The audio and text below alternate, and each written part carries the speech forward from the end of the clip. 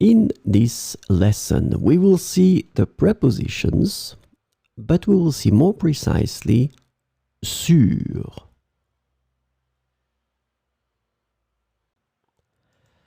So, of course, the first thing that we need to see together is what is une préposition? Well, a preposition is an invariable word which brings two words together. The second word is called complement, and it allows to specify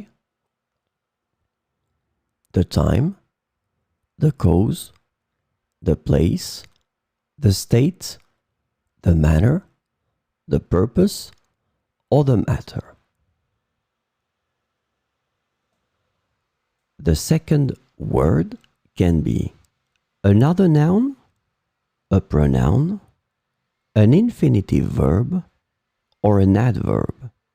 And last but not least, remember that this complement can also be a sentence.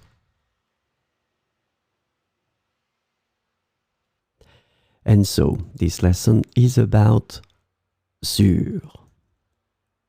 The preposition sur can be translated to on, about, or over in English, depending on the context.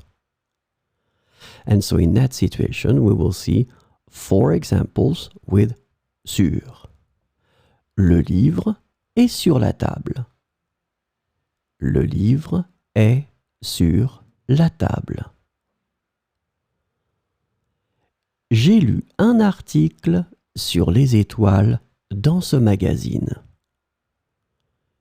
J'ai lu un article sur les étoiles dans ce magazine. Ils marchent sur la même route. Ils marchent sur la même route. Ils se trouvent sur le trottoir. Ils se trouvent sur le trottoir.